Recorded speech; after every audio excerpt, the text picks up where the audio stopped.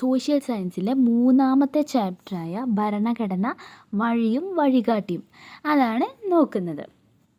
ഇതിൽ നമുക്ക് ഫസ്റ്റ് തന്നെ എന്താണ് മഹാത്മാഗാന്ധി പറഞ്ഞ ഒരു വാക്കല്ലേ, അതാണ് കൊടുത്തിരിക്കുന്നത്. എന്താണ്? എല്ലാ പ്രതിസന്ധികളിൽ നിന്നും രക്ഷാകർതൃത്വത്തിൽ നിന്നും ഇന്ത്യയെ മോചിപ്പിക്കുന്ന ഒരു ഭരണഘടനയ്ക്കായി ഞാൻ പരിശ്രമിക്കും. ഏറ്റവും ദരിദ്രരായ മനുഷ്യർക്ക് രാജ്യത്തെ രൂപപ്പെടുത്തുന്നതിൽ കാര്യക്ഷമമായ ശബ്ദമുണ്ടാവുകയും രാജ്യം അവരുടേതാണെന്ന് അവർക്ക് തോന്നുകയും ചെയ്യണം. ഉച്ചനീചത്വങ്ങളില്ലാതെ എല്ലാ സമുദായക്കാരും തികഞ്ഞ സൗഹാർദ്ദത്തോടെ ജീവിക്കുന്ന ഇന്ത്യക്കായാണ് എൻ്റെ പരിശ്രമം. തൊട്ടുകൂടായ്മയുടെയും ലഹരി വസ്തുക്കളുടെയും ശാപമില്ലാത്ത ഇന്ത്യ. പുരുഷന്മാരുടെ അവകാശങ്ങൾ അതേപോലെ സ്ത്രീകൾക്കും അനുഭവിക്കാവുന്ന ഇന്ത്യ അല്ലേ, ഇതാണ് അദ്ദേഹം പറയുന്നത്. ഇനി ഇതിലെന്താ, സ്വാതന്ത്ര്യത്തിന് ശേഷം നമ്മൾ ഭരണഘടനയെക്കുറിച്ച് ചിന്തിച്ച് തുടങ്ങിയത് ആയിരുന്നോ? ഭാവി ഇന്ത്യയുടെ ഭരണഘടനയിൽ എന്തെല്ലാം ആശയങ്ങൾ ഉണ്ടാകുമെന്നാണ് മഹാത്മജി ആഗ്രഹിച്ചത്. എന്തൊക്കെയായിരുന്നു? കുറച്ച് തന്നിട്ടുണ്ടല്ലേ.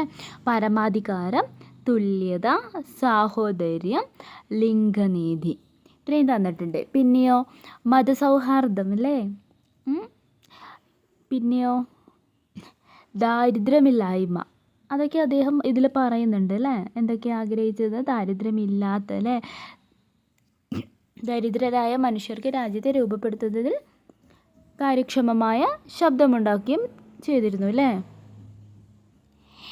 ഇനി ഭരണഘടന സ്വതന്ത്ര സമര സേനാനികളുടെ സ്വപ്നം. അതിൽ ബ്രിട്ടീഷ് ആധിപത്യത്തിനെതിരെ ഉയർന്നു വന്ന ആദ്യത്തെ ബഹുജന സമരമായിരുന്നു 1857 ഒന്നാം സ്വാതന്ത്ര്യ സമരം. അതായത് നമുക്കറിയാം അല്ലേ, നമ്മുടെ ഇന്ത്യയിൽ ബ്രിട്ടീഷ് ആധിപത്യം ഒരുപാടുണ്ടായിരുന്നു എന്നല്ലേ. നിങ്ങൾക്ക് ചിലപ്പോൾ കേട്ടിട്ടുണ്ടാകും, അതുപോലെ ചിലപ്പോൾ എവിടെയെങ്കിലും വായിച്ചിട്ടോ അല്ലെങ്കിൽ ചില ഫിലിംസിലോ അങ്ങനെയൊക്കെ കണ്ടിട്ടുണ്ടാവും അല്ലേ, ബ്രിട്ടീഷ് ആധിപത്യമൊക്കെ. അങ്ങനെ ആ ബ്രിട്ടീഷ് ആധിപത്യത്തിനെതിരെ ഉയർന്നു വന്ന ആദ്യത്തെ ബഹുജന സമരമായിരുന്നു 1857 ഒന്നാം സ്വാതന്ത്ര്യ സമരം. സൈനികർ, ഗോത്രവർഗക്കാർ, രാജാക്കന്മാർ, പ്രഭുക്കന്മാർ, കർഷകർ തുടങ്ങിയ നിരവധി വിഭാഗങ്ങളാണ് സമരത്തിൽ പങ്കാളികളായിരുന്നത്. ആരൊക്കെയായിരുന്നു ഈ സമരത്തിൽ പങ്കാളികളായിരുന്നത്? സൈനികർ, ഗോത്രവർഗക്കാർ, രാജാക്കന്മാർ, പ്രഭുക്കന്മാർ, കർഷകർ അല്ലേ. ഇനി ജനങ്ങൾക്കിടയിൽ മതസൗഹാർദ്ദത്തിലൂന്നിയുള്ള ദേശീയ ബോധം വളർത്തുന്നതിന് ഈ സമരം സഹായകമായി. പിന്നെയോ ദേശീയ ബോധം ശക്തിപ്പെട്ടതോടെ വൈദേശിക ആധിപത്യത്തിനെതിരെ ഇന്ത്യയുടെ വിവിധ ഭാഗങ്ങളിൽ ധാരാളം പ്രാദേശിക സംഘടനകൾ രൂപപ്പെട്ടു അല്ലേ. ഇന്ത്യയിൽ എന്ത് ചെയ്യപ്പെട്ടു? ഒരുപാട് പ്രാദേശിക സംഘടനകൾ പല ഭാഗങ്ങളിലായിട്ട് രൂപപ്പെട്ടു. Indian association, Madras native association, Pune Sarvajanik സഭ എന്നിവ ചില ഉദാഹരണങ്ങളാണ്. ഇപ്പോൾ പറഞ്ഞില്ലേ, ചില പ്രാദേശിക സംഘടനകളൊക്കെ രൂപപ്പെട്ടു എന്ന്. അതെന്തൊക്കെയാണ്? അതിൻ്റെ ചില ഉദാഹരണങ്ങളാണ് Indian association, Madras native association, അതുപോലെ പൂനെ സാർവജനിക് സഭ. ഇനി പ്രാദേശിക സ്വഭാവമുള്ള ഇത്തരം സംഘടനകളിൽ നിന്ന് വിഭിന്നമായി ദേശീയ തലത്തിൽ ഒരു സംഘടന ഉയർന്നു വന്നത് 1885 രൂപീകൃതമായ ഇന്ത്യൻ നാഷണൽ കോൺഗ്രസ്സിലൂടെയാണ്. എന്താണ്? പ്രാദേശിക സ്വഭാവമുള്ള സംഘടനകളിലെ ഇപ്പം നമ്മൾ പറഞ്ഞ സംഘടനകളൊക്കെ എങ്ങനെയാണ്? പ്രാദേശിക സ്വഭാവമുള്ളവയാണ്. ഇതിൽ നിന്ന് വിഭിന്നമായി വേറെ തന്നെയായി ദേശീയ തലത്തിൽ ഒരു സംഘടന ഉയർന്നു വന്നു. അത് എന്തിലൂടെയാണ്? 1885 ഇന്ത്യൻ നാഷണൽ കോൺഗ്രസ്സിലൂടെ. അതോടെ ദേശീയ തലത്തിൽ ബ്രിട്ടീഷ് വിരുദ്ധ പ്രക്ഷോഭങ്ങൾക്ക് ഒരു സംഘടിത മാനം കൈവന്നു. അതുപോലെ ദേശീയ തലത്തിൽ അല്ലേ. ഇനി ഇന്ത്യയിലെ വിവിധ ജനവിഭാഗങ്ങളുടെ പ്രശ്നങ്ങൾ അധികാരികളുടെ ശ്രദ്ധയിൽപ്പെടുത്തുക, ജാതിമത പ്രാദേശിക ചിന്തകൾക്കതീതമായി ജനങ്ങൾക്കിടയിൽ ദേശീയ ബോധം വളർത്തുക തുടങ്ങിയവയായിരുന്നു ഈ പ്രസ്ഥാനത്തിൻ്റെ പ്രധാന ലക്ഷ്യങ്ങൾ. എന്തൊക്കെയായിരുന്നു ലക്ഷ്യങ്ങൾ? ഇന്ത്യയിലെ വിവിധ ജനവിഭാഗങ്ങളുടെ പ്രശ്നങ്ങൾ അധികാരികളുടെ ശ്രദ്ധയിൽപ്പെടുത്തുക. അതായത് നമുക്കറിയാലോ, ജനവിഭാഗങ്ങൾ ഓരോരുത്തർക്കും അവരുടേതായ ഒരുപാട് പ്രശ്നങ്ങളൊക്കെ ഉണ്ട് അല്ലേ. പൊതുവായിട്ട് വരുന്ന ഒരുപാട് പ്രശ്നങ്ങളൊക്കെ എന്ത് ചെയ്യുക? അധികാരികളുടെ ശ്രദ്ധയിൽപ്പെടുത്തുക. അതുപോലെ എന്താണ്? ജാതിമത പ്രാദേശിക ചിന്തകൾക്ക് അതീതമായി ജനങ്ങൾക്കിടയിൽ ദേശീയബോധം വളർത്തുക അല്ലേ. ജനങ്ങൾക്കിടയിൽ ഒരു ദേശീയബോധം വളർത്തുക തുടങ്ങിയവയ്ക്കായിരുന്നു എന്ത്? ഈ പ്രസ്ഥാനത്തിൻ്റെ പ്രധാനപ്പെട്ട ലക്ഷ്യങ്ങൾ എന്ന് പറയുന്നത്. ഇനി വിദേശ ഭരണം അവസാനിപ്പിക്കുക എന്നതു മാത്രമല്ല, മെച്ചപ്പെട്ട സാമൂഹിക രാഷ്ട്രീയ ജീവിതം ഓരോ ഇന്ത്യക്കാരനും ഉറപ്പാക്കുക എന്നതും സ്വതന്ത്ര സമര പ്രസ്ഥാനത്തിൻ്റെ പ്രധാന ലക്ഷ്യങ്ങളിൽ ഒന്നായിരുന്നു. എന്താണ്? വിദേശ ഭരണം അല്ലേ. വിദേശ ഭരണം, നമ്മുടെ ഇന്ത്യയിൽ വിദേശ രാഷ്ട്രത്തിൽ നിന്നുള്ളവരുടെ ഭരണം അവസാനിപ്പിക്കുക മാത്രമായിരുന്നില്ല ഇവരുടെ ലക്ഷ്യം എന്ന് പറയുന്നത്. പിന്നെ വേറെ എന്തായിരുന്നു?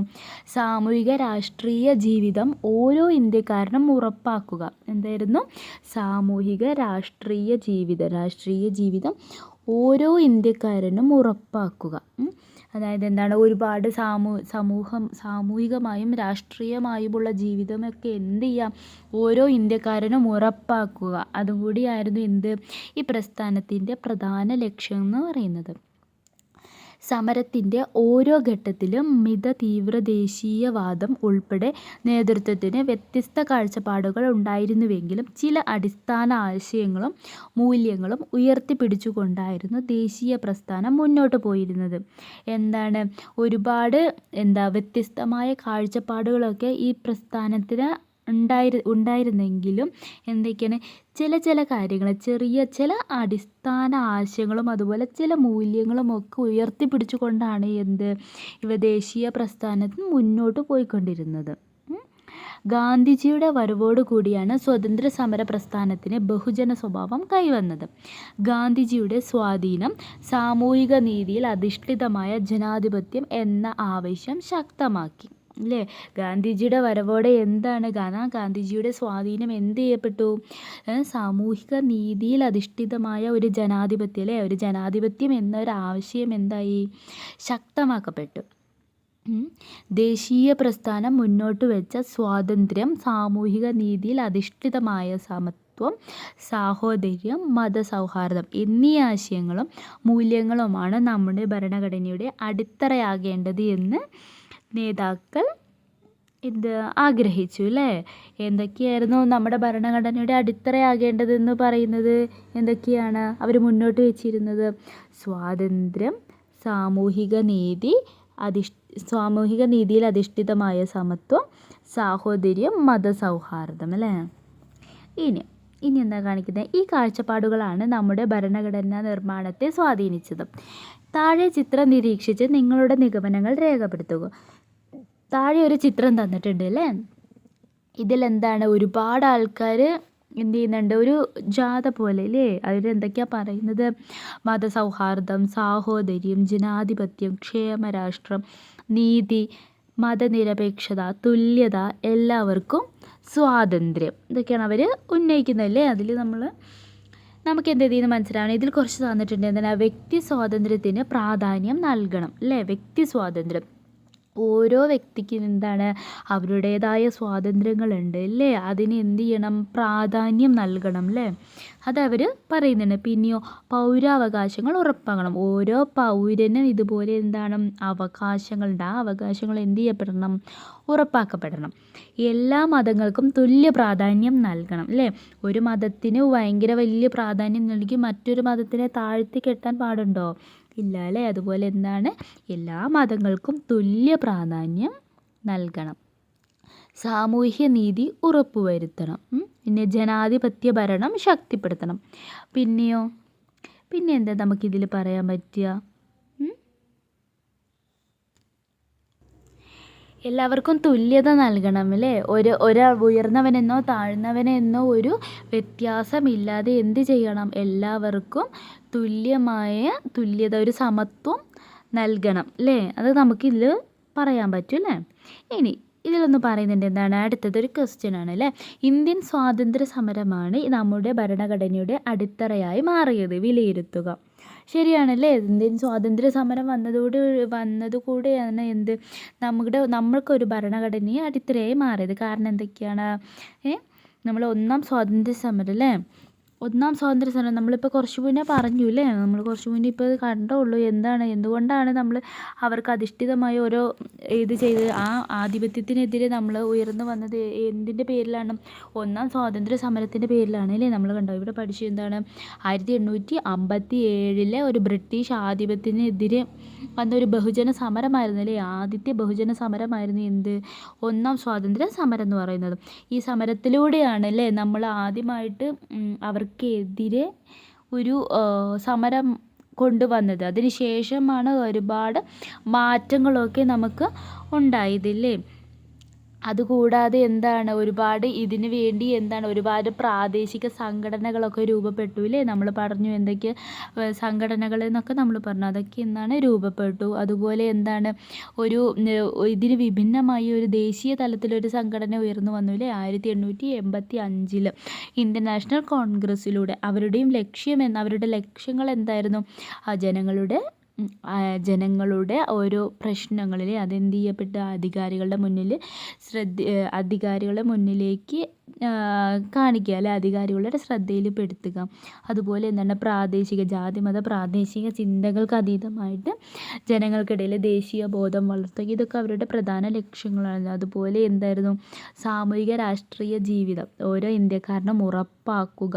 ഇതൊക്കെ അവരുടെ ഒരു പ്രധാന ലക്ഷ്യങ്ങളിൽ ഒന്നായിരുന്നു. അതുകൂടാതെ പിന്നെ നമ്മുടെ ഗാന്ധിജിയുടെ വരവോടുകൂടി സാമൂഹിക നീതിയിൽ അധിഷ്ഠിതമായ ഒരു ജനാധിപത്യം എന്നൊരാശയമൊക്കെ ശക്തമായി തുടങ്ങിയില്ലേ? അതുപോലെ ഇതിലെ നേതാക്കന്മാർ മുന്നോട്ട് വെച്ച ഭരണഘടനയിലൂടെ അടിത്തറ എന്ന് പറയുന്നത് എന്തായിരുന്നു? സ്വാതന്ത്ര്യം, സാമൂഹിക നീതിയിൽ അധിഷ്ഠിതമായ സമത്വം, സാഹോദര്യം, മതസൗഹാർദ്ദം അല്ലേ? അതൊക്കെ കൊണ്ട് എങ്ങനെയാണ് ഈ ഇതൊക്കെയാണല്ലേ നമ്മുടെ ഇന്ത്യൻ സ്വാതന്ത്ര്യ സമരവുമായി ബന്ധപ്പെട്ട അതിന് ശേഷമാണ് നമ്മൾ ഇങ്ങനത്തെ കാര്യങ്ങളൊക്കെ കാണുന്നത് അല്ലേ? ഇങ്ങനത്തെ കാര്യങ്ങളൊക്കെ മുന്നോട്ട് വരുന്നതും അവർക്കെതിരെ ശബ്ദം ഉയർത്തുന്നതും ഒക്കെ എന്തുകൊണ്ടാണ്? ഇന്ത്യൻ സ്വാതന്ത്ര്യ സമരത്തിലൂടെയാണ് അല്ലേ? അതുകൊണ്ട് നമുക്ക് എന്ത് പറയാം? തീർച്ചയായും ഇന്ത്യൻ സ്വാതന്ത്ര്യ സമരം തന്നെയാണ് അല്ലേ നമ്മുടെ ഭരണഘടനയുടെ ഒരു അടിത്തറയായി മാറിയിരിക്കുന്നത് അല്ലേ? ബാക്കി കുറച്ചും കൂടി നല്ല ഡീറ്റെയിൽ ആയിട്ട് നിങ്ങൾ പഠിച്ചിട്ട് എഴുതുക കേട്ടോ. വിലയിരുത്തിയ ഇതിൽ ഞാൻ ജസ്റ്റ് കാര്യങ്ങൾ മാത്രം പറഞ്ഞു തന്നതാണ്. ഇനി നമുക്ക് അടുത്ത് നോക്കാം ഭരണഘടനയുടെ മുൻഗാമി. ഇവിടെ നമുക്ക് കാണിക്കുന്നുണ്ട് 1947 ഓഗസ്റ്റ് 15 അല്ലേ നമുക്ക് സ്വാതന്ത്ര്യം കിട്ടിയത്? പക്ഷേ ഭരണഘടന നിലവിൽ വന്നത് 1950 ജനുവരി 26. അപ്പോൾ സ്വാതന്ത്ര്യം നേടി 2.5 വർഷത്തോളം എന്തായിരുന്നു ഇന്ത്യയുടെ ഭരണഘടനയും നിയമവും? ഇനി നമ്മൾ അതാണ് നോക്കുന്നത് കേട്ടോ. ഇനി ഇതിൽ ബ്രിട്ടീഷുകാർ 1935 പാസ്സാക്കിയ ഗവൺമെൻറ് ഓഫ് ഇന്ത്യ ആക്ട് എന്ന നിയമസംഹിതയാണ് റിപ്പബ്ലിക് ആയി മാറും വരെ നമ്മുടെ രാജ്യം പിന്തുടർന്നു വന്നത്. ബ്രിട്ടീഷുകാർ പാസ്സാക്കിയ 1935 ഗവൺമെൻറ് ഓഫ് ഇന്ത്യ ആക്ട്. ഭരണഘടനയുടെ പല ആശയങ്ങളും വ്യവസ്ഥകളും ഈ നിയമത്തിൽ നിന്നാണ് എടുത്തിരിക്കുന്നത്. 1950 ജനുവരി 26 നമ്മുടെ ഭരണഘടന നിലവിൽ വരുന്നത്. ഓർത്തു വെക്കുക, നമ്മുടെ ഇന്ത്യൻ ഭരണഘടന നിലവിൽ വരുന്നത് 1950 ജനുവരി 26 നമ്മുടെ ഭരണഘടന നിലവിൽ വരുന്നത്. ഓർത്ത് വെക്കുക, നമ്മൾ ഇതിൽ ഭരണഘടന നിലവിൽ വരുന്നതിൻ്റെ ചെറിയ ഒരു ബേസിക് കാര്യങ്ങൾ മാത്രമാണ് പഠിക്കുന്നത്. പിന്നെ കുറച്ചും കൂടി അങ്ങോട്ടേക്ക് നല്ല ഡീറ്റെയിൽ ആയിട്ടൊക്കെ നമുക്ക് പഠിക്കാനുണ്ടാകും. ഇപ്പോൾ എന്താ പഠിക്കുന്നത് വെച്ചാൽ നമ്മൾ ഇന്ത്യൻ ഭരണഘടന നിലവിൽ വരുന്നത് എപ്പോഴാണ്, അതിൻ്റെ ചെറിയ ബേസിക് ആയിട്ടുള്ള കാര്യങ്ങൾ മാത്രമാണ് കേട്ടോ ഇതിൽ നമ്മൾ പഠിക്കുന്നത്. അപ്പോൾ ഇത് ഓർത്ത് വെക്കുക, 1950 ജനുവരി 26 നമ്മുടെ ഭരണഘടന നിലവിൽ വരുന്നത്. ഇനി താഴെയുള്ള ചിത്രം നിരീക്ഷിച്ച് ഗവൺമെൻറ് ഓഫ് ഇന്ത്യ ആക്ടിൻ്റെ 1935 സവിശേഷതകൾ കണ്ടെത്തും. ഓക്കെ, നമുക്ക് എന്താണ് ഗവൺമെൻറ് ഓഫ് ഇന്ത്യ ആക്ട് 1935 അല്ലേ, അതിൻ്റെ കുറച്ച് സവിശേഷതകൾ നോക്കാം. എന്തൊക്കെയാണ്? 321 വിഭാഗങ്ങളും അതുപോലെ 10 പട്ടികകളുമുണ്ട് അല്ലേ. പിന്നെയോ ദുർബല വിഭാഗങ്ങൾ, സ്ത്രീകൾ, തൊഴിലാളികൾ എന്നിവർക്ക് പ്രത്യേക മണ്ഡലങ്ങൾ അല്ലേ. ദുർബല വിഭാഗങ്ങൾക്കും അതുപോലെ സ്ത്രീകൾക്ക് അതേപോലെ തൊഴിലാളികൾ ഇവർക്കൊക്കെ എന്തുണ്ടായിരുന്നു? പ്രത്യേക മണ്ഡലങ്ങൾ ഉണ്ടായിരുന്നു. പിന്നെയോ കേന്ദ്രത്തിനും അന്നത്തെ പ്രവിശ്യകൾക്കുമായി അധികാരം വിഭജിച്ചു. കേന്ദ്രത്തിനും പ്രവിശ്യകൾക്കുമായിട്ട് എന്ത് ചെയ്യപ്പെട്ടു? അധികാരങ്ങൾ വിഭജിച്ചു. കേന്ദ്രത്തിൽ ദ്വിമണ്ഡല സഭയുണ്ടായിരുന്നു. ദ്വിമണ്ഡലം എന്ന് വെച്ചാൽ 2 മണ്ഡലങ്ങളിൽ ദ്വിമണ്ഡല സഭ എവിടെ ഉണ്ടായിരുന്നു? കേന്ദ്രത്തിലുണ്ടായിരുന്നു. അതുപോലെ എന്താണ് 6 പ്രവിശ്യകളിൽ ദ്വിമണ്ഡല സഭകൾ ഉണ്ടായിരുന്നു. 6 പ്രവിശ്യകളിൽ എന്തുണ്ടായിരുന്നു? ദ്വിമണ്ഡല സഭകൾ ഉണ്ടായിരുന്നു. ഇനി ഭരണഘടന നിർമ്മാണത്തിലേക്ക്, ഇനി നമുക്ക് ഭരണഘടനയുടെ കാര്യങ്ങൾ, നിർമ്മാണത്തിലേക്ക് ഉണ്ടായിരുന്ന കാര്യങ്ങളൊക്കെ നോക്കാം. 1946 അധികാര കൈമാറ്റം ചർച്ച ചെയ്യുന്നതിനായി ഇന്ത്യ സന്ദർശിച്ച ക്യാബിനറ്റ് മിഷൻ്റെ പ്രധാന നിർദ്ദേശങ്ങളിൽ ഒന്നായിരുന്നു സ്വതന്ത്ര ഇന്ത്യക്കായുള്ള ഒരു നിയമസംഹിത. ഈ ലക്ഷ്യം മുൻനിർത്തിയാണ് ഭരണഘടനാ നിർമ്മാണ സഭ രൂപീകൃതമായത്. അതായത് കുറച്ചും കൂടി ഡീറ്റെയിൽ ആയിട്ട് പറയുകയാണെങ്കിൽ നിങ്ങൾക്കിത് പഠിക്കാനില്ല, ഞാൻ പറഞ്ഞു തരാം. അതായത് ഇതിൽ നമ്മൾ എന്താണെന്ന് വെച്ചാൽ ഭരണഘടനാ നിർമ്മാണ സഭ എങ്ങനെയാണ് രൂപീകൃതമായത് എന്നാണ് നമ്മൾ ഇതിൽ പറയുന്നത്. അതായത് നമ്മൾ ഇതിൽ ഇപ്പോൾ പറഞ്ഞില്ലേ, അധികാര കൈമാറ്റം ചർച്ച ചെയ്യുന്നതിനായിട്ടാണ് അല്ലേ ക്യാബിനറ്റ് മിഷൻ ചർച്ച ചെയ്യുന്നതിന് വേണ്ടിയിട്ട് ക്യാബിനറ്റ് മിഷൻ്റെ പ്രധാന നിർദ്ദേശങ്ങളിൽ ഒന്നായിരുന്നു അല്ലേ സ്വതന്ത്ര ഇന്ത്യക്കായൊരു നിയമസംഹിത എന്ന് പറയുന്നത്. അതായത് ഈ ക്യാബിനറ്റ് മിഷൻസ് എന്ന് പറയുന്നത് എന്താണെന്നറിയോ നിങ്ങൾക്ക്? ക്യാബിനറ്റ് എന്ന് പറഞ്ഞിട്ടുണ്ടെങ്കിൽ ഇപ്പം ഞാൻ പറഞ്ഞുതരാം. അതായത് ഈ നമുക്ക് ഇന്ത്യക്ക് സ്വാതന്ത്ര്യം കിട്ടുമ്പോഴുള്ള ഒരു ബ്രിട്ടൻ പ്രധാനമന്ത്രിയാണ് ക്ലെമൻ്റ് ആറ്റ്ലി. നിങ്ങൾക്കിത് പഠിക്കാനൊന്നുമില്ല, ജസ്റ്റ് ഒന്ന് അറിയാൻ വേണ്ടി മാത്രം ഞാൻ പറയുന്നതാണ്. നമുക്ക് അതായത് ഇന്ത്യക്ക് സ്വാതന്ത്ര്യം കിട്ടുമ്പോഴുള്ള ബ്രിട്ടൻ പ്രധാനമന്ത്രിയായിരുന്നു ആര്? ക്ലെമൻ്റ് ആറ്റ്ലി എന്ന് പറയുന്ന ആൾ.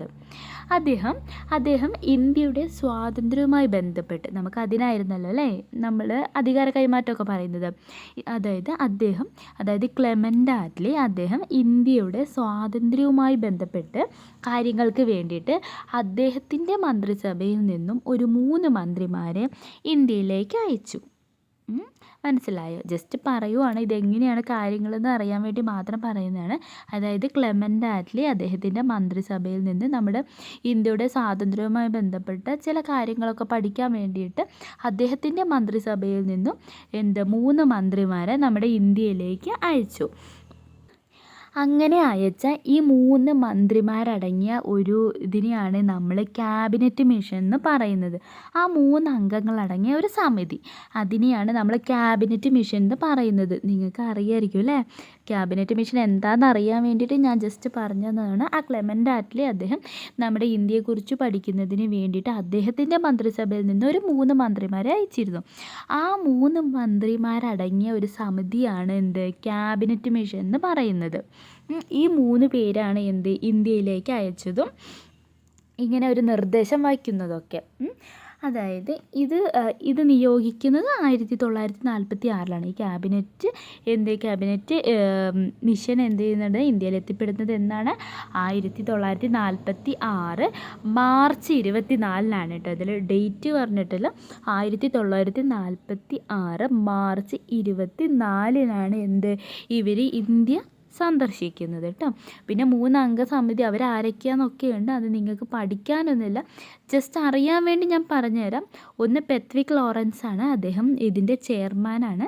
പിന്നെ സ്റ്റഫോർഡ് ക്രിപ്സ്, പിന്നെ AV അലക്സാണ്ടർ. ഇവർ 3 പേരടങ്ങിയ ഒരു ക്യാബിനറ്റ് മിഷനാണ് കേട്ടോ പ്രധാന നിർദ്ദേശങ്ങളായിട്ട് ഇന്ത്യയിൽ വന്നതും ഒരു സ്വാതന്ത്ര്യം ഇന്ത്യക്ക് ഒരു നിയമസംഹിത വേണമെന്നുള്ള നിർദ്ദേശം വെച്ചതൊക്കെ ഇവരാണ്. ഇനി ഇങ്ങനത്തെ ഈ ലക്ഷ്യം മുൻനിർത്തിക്കൊണ്ടാണ് ഈ ഭരണഘടന രൂപീകൃതമാകുന്നത്. ഇനി ഭരണഘടന നിർമ്മാണ സഭയുടെ സവിശേഷതകളാണ് ഇനി നമ്മൾ നോക്കുന്നത്. ഭരണഘടനാ നിർമ്മാണ സഭയുടെ സവിശേഷതകളാണ് കേട്ടോ. ഇത് ഞാൻ കുറച്ച് കാര്യങ്ങൾ ഇതിൽ എഴുതിയിട്ടുണ്ട്. അത് നിങ്ങൾക്ക് പഠിക്കാനുള്ളതല്ല, ഈ പറഞ്ഞ പോലെ എനിക്ക് തൽക്കാലം അറിയുന്നതിന് വേണ്ടിയിട്ട് ജസ്റ്റ് ഒന്ന് നോട്ട് ചെയ്ത് വെച്ചതാണ്. ഇപ്പം നമുക്ക് എന്ത് ചെയ്യാം, ഇതിൽ തന്നിരിക്കുന്ന ഭരണഘടനാ നിർമ്മാണ സഭയുടെ സവിശേഷതകൾ നോക്കാം അല്ലേ. ഫസ്റ്റ് ആദ്യം എന്താണ്, ആദ്യ സമ്മേളനം നടന്നതിൽ 1946 ഡിസംബർ 9 എന്ത് ഇതിൻ്റെ ആദ്യ സമ്മേളനം നടക്കുന്നത്. അതുകൂടാതെ എന്താണ്, നമ്മുടെ ഭരണഘടനാ നിർമ്മാണ സമിതി രൂപീകൃതമായത് 1946 കേട്ടോ. 1946 ഡിസംബർ 26 എന്ത് ഈ ഭരണഘടനാ നിർമ്മാണ സമിതി രൂപീകൃതമാകുന്നത്. അതിനുശേഷമാണ് അതിൻ്റെ ആദ്യത്തെ സമ്മേളനം നടക്കുന്നത്. എപ്പോഴാണ്? 1946 ഡിസംബർ 9. ഇനി തിരഞ്ഞെടുക്കപ്പെട്ട അധ്യക്ഷനാണ് ഡോക്ടർ രാജേന്ദ്ര പ്രസാദിന്. തിരഞ്ഞെടുക്കപ്പെട്ട അധ്യക്ഷനാണ് എന്ത്? ഡോക്ടർ രാജേന്ദ്ര പ്രസാദ്. അദ്ദേഹം സ്ഥിര അധ്യക്ഷനായിരുന്നു. അതുകൂടാതെ ഈ ഭരണഘടനാ നിർമ്മാണ സമിതി രൂപീകൃതമായപ്പോൾ അതിന് താൽക്കാലികമായ ഒരു അധ്യക്ഷനെ വെച്ചായിരുന്നു. അദ്ദേഹമാണ് ഡോക്ടർ സച്ചിദാനന്ദ സിൻഹ. ഇത് പഠിക്കാനില്ല, ഞാൻ ജസ്റ്റ് പറയുന്നതാണ്. അതിന് ശേഷം ആണ് എന്ത് ഡോക്ടർ രാജേന്ദ്ര പ്രസാദിനെ സ്ഥിര അധ്യക്ഷനായിട്ട് നിയമിക്കുന്നത്. തുടക്കത്തിൽ താൽക്കാലിക അധ്യക്ഷനായിരുന്നു ഡോക്ടർ സച്ചിദാനന്ദ സിൻഹ. പിന്നെ അടുത്ത ഒരു ഇതാണ് എന്ത്, ഭരണഘടന അംഗീകരിച്ച് ഒപ്പുവെച്ചത് 1949 നവംബർ 26 അല്ലേ. ഭരണഘടന അംഗീകരിച്ച് ഇത് ഒപ്പുവെച്ചത് എന്നാണ്? 1949 നവംബർ 26. അതുകൊണ്ട് തന്നെ എന്താണ്, നവംബർ 26 എന്ന് പറയുന്നത് ദേശീയ നിയമ ദിനമായി ഭാരതത്തിൽ ആചരിക്കുന്നുണ്ട് അല്ലേ. ഇത് ഒപ്പുവെച്ച ദിവസം നവംബർ 26 എന്തായിട്ട് ആചരിക്കുന്നത്? ദേശീയ നിയമ ദിനമായിട്ട് ആചരിക്കുന്നുണ്ട്. പിന്നെ നിലവിൽ വന്നത് 1950 ജനുവരി 26 അല്ലേ. അന്നാണ് എന്ത് നമ്മൾ ഇന്ത്യൻ റിപ്പബ്ലിക്കായിട്ട് ആഘോഷിക്കുന്നത് അല്ലേ. നിലവിൽ വന്നത് എന്നാണ്? 1950 ജനുവരി 26. ഇനി പറയുന്നത് ഡ്രാഫ്റ്റിംഗ് കമ്മിറ്റി അല്ലേ. ഡ്രാഫ്റ്റിംഗ് കമ്മിറ്റിയിൽ എന്താണ് ചെയർമാനാണ് ആര്? ഡോക്ടർ രാജേന്ദ്ര പ്രസാദ്. ഡ്രാഫ്റ്റിംഗ് കമ്മിറ്റിയുടെ ചെയർമാനാണ് doctor Rajendra Prasad. Drafting committee എന്ന് വെച്ചാൽ എന്താണ്? കമ്മിറ്റികളുടെ കമ്മിറ്റി അല്ലേ. കമ്മിറ്റികളുടെ കമ്മിറ്റിയാണ് എന്ത് ഡ്രാഫ്റ്റിംഗ് കമ്മിറ്റി എന്ന് പറയുന്നത്. ഡ്രാഫ്റ്റിംഗ് കമ്മിറ്റി രൂപീകൃതമാകുന്നത് 1947 ഓഗസ്റ്റ് 29. 1947 ഓഗസ്റ്റ് 29 എന്ത് ഡ്രാഫ്റ്റിംഗ് കമ്മിറ്റി രൂപീകൃതമാകുന്നത്. ചെയർമാനാണ് ഡോക്ടർ രാജേന്ദ്ര പ്രസാദ്. ഈ രൂപീകൃതമാകുമ്പോഴുള്ള അംഗങ്ങൾ എന്ന് പറയുന്നത് 7 പേരായിരുന്നു കേട്ടോ. 7 പേരടങ്ങുന്ന അംഗമായിരുന്നു എന്ത് ഡ്രാഫ്റ്റിംഗ് കമ്മിറ്റി എന്ന് പറയുന്നത്. പിന്നെ നിർമ്മാണ കാലാവധി അല്ലേ. ഇതിൻ്റെ നിർമ്മാണ കാലാവധി, ഭരണഘടനാ നിർമ്മാണ സഭയുടെ കാലാവധി എന്ന് പറയുന്നത് 2 വർഷവും 11 മാസവും 17 ദിവസവുമായിരുന്നു കേട്ടോ. കാലാവധി എന്ന് പറയുന്നത് 2 വർഷവും 11 മാസവും 17 ദിവസവും.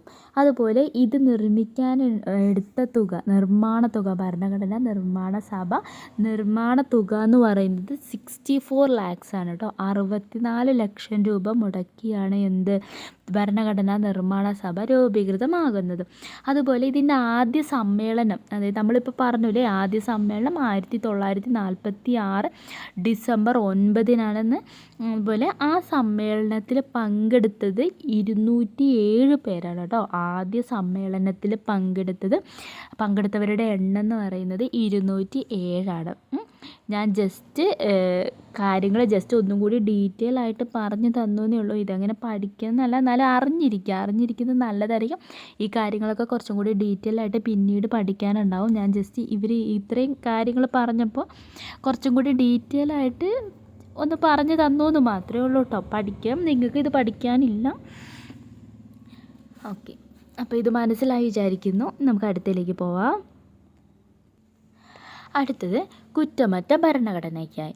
ലോകത്തിലെ ഏറ്റവും മികച്ച ഒന്നാകണം നമ്മുടെ ഭരണഘടനയെന്ന ആഗ്രഹം അത് തയ്യാറാക്കാൻ ഉപയോഗിക്കപ്പെട്ട ഭരണഘടനാ നിർമ്മാണ സഭയ്ക്ക് ഉണ്ടായിരുന്നു. നമ്മുടെ ഭരണഘടനയുടെ മുഖ്യ ശില്പിയായ ഡോക്ടർ BR അംബേദ്കർ 60ഓളം രാജ്യങ്ങളിലെ ഭരണഘടനകൾ വിദേശ പഠനത്തിന് വിധേയമാക്കുകയുണ്ടായി. മറ്റ് രാജ്യങ്ങളിൽ രൂപപ്പെട്ട ഭരണഘടനയുടെ നല്ല വശങ്ങൾ നമ്മുടെ ഭരണഘടനയിലേക്ക് സ്വീകരിക്കുകയായിരുന്നു അദ്ദേഹത്തിൻ്റെ ഉദ്ദേശ്യം.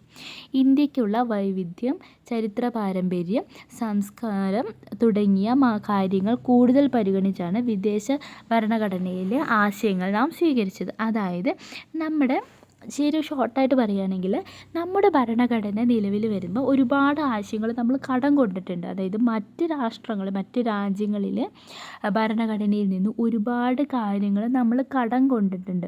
നമ്മുടേന്ന് പറയുന്നത് ഒരു കടം കൊണ്ട ഭരണഘടനയാണ്. അതിൻ്റെ ഡീറ്റെയിൽ ഒക്കെ ഈ പറഞ്ഞ പോലെ നമുക്ക് പഠിക്കാനുണ്ടാകും. ഇപ്പോൾ ജസ്റ്റ് ഒരു കാര്യങ്ങൾ മാത്രമേ ഇതിൽ പറയുന്നുള്ളൂ.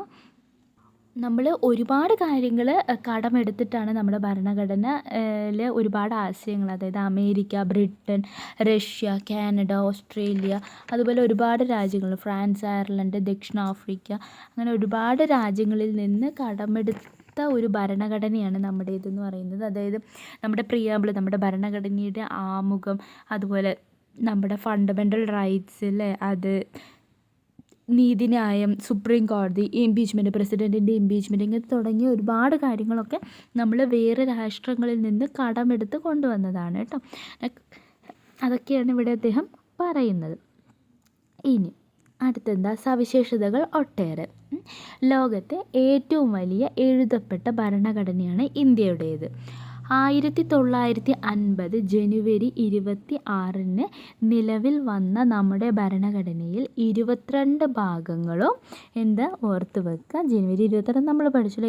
ആ നിലവിൽ വരുമ്പോൾ ഭരണഘടനയിൽ 22 ഭാഗങ്ങളും 395 അനുച്ഛേദങ്ങളും 8 പട്ടികകളും ഉണ്ടായിരുന്നു.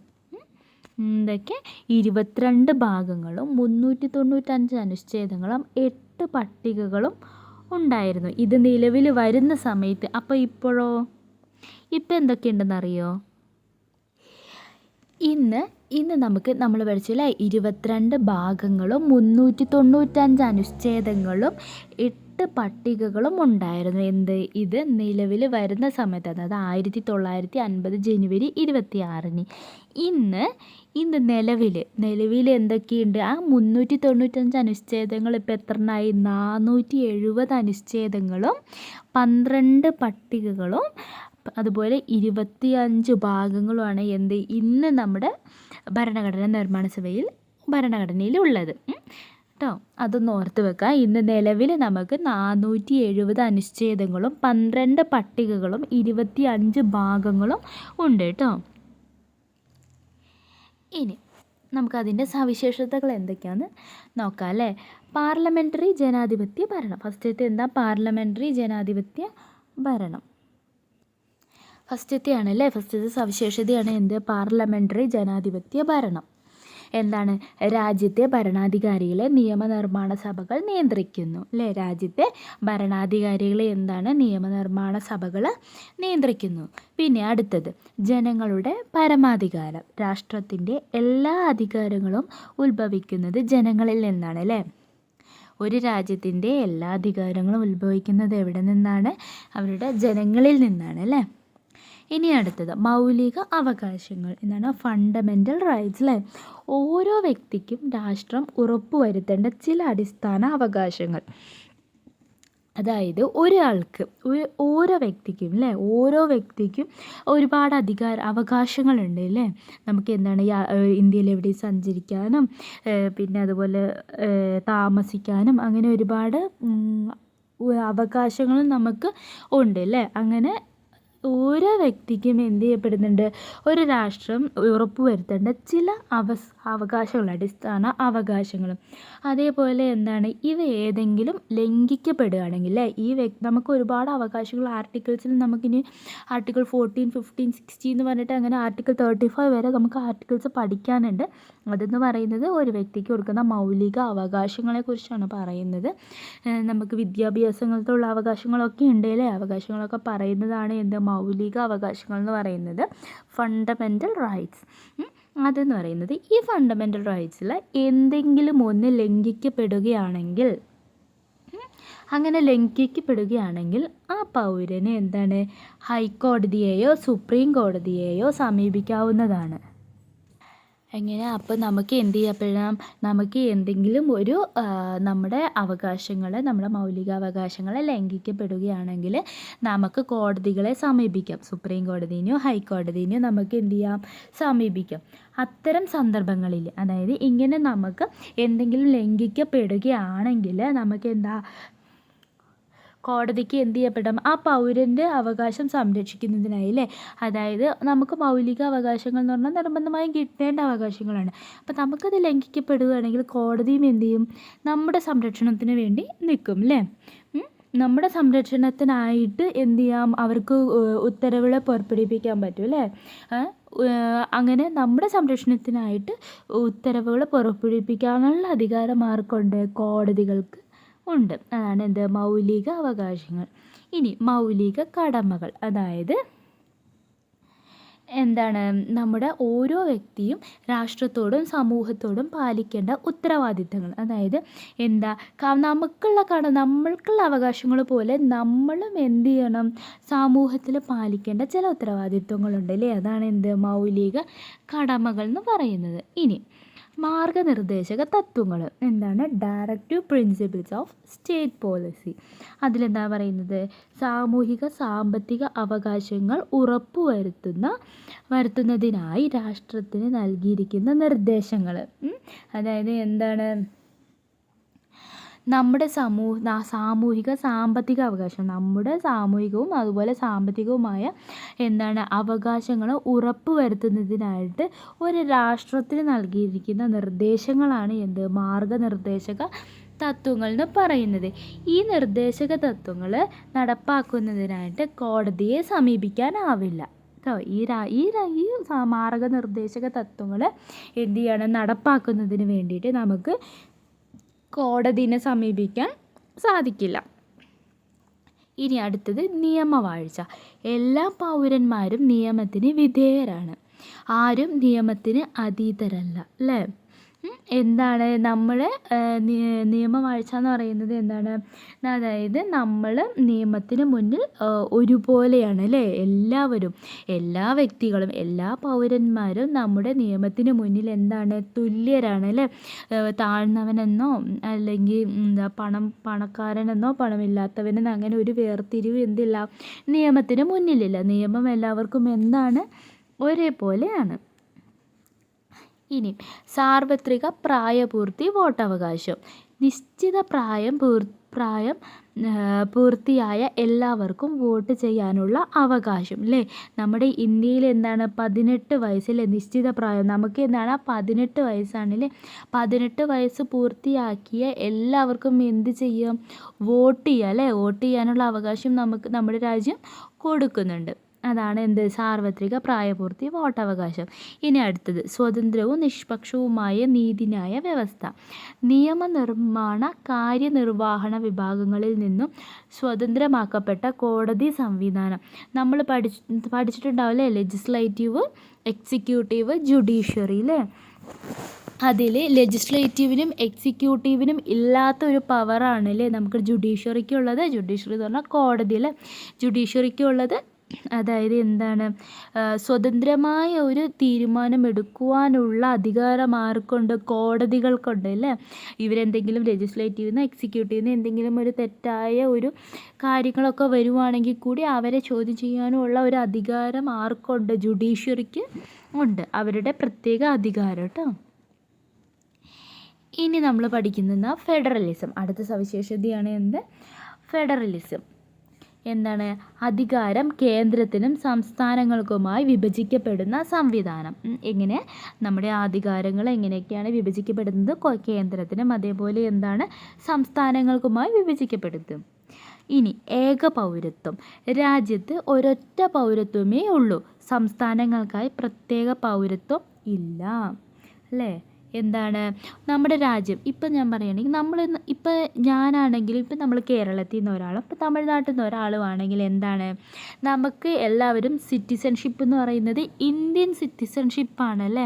ഒരിക്കലും കേരളത്തിൽ നിന്ന് ഞാൻ കേരളീയനാണ് എന്ന് പറഞ്ഞിട്ട് നമുക്കൊരു സിറ്റിസൺഷിപ്പ് ഇല്ല അല്ലേ. അല്ലെങ്കിൽ നമ്മളൊരു തമിഴ്നാട്ടുകാരനാണെന്ന് പറഞ്ഞിട്ട് നമുക്കൊരു സിറ്റിസൺഷിപ്പ് ഇല്ല.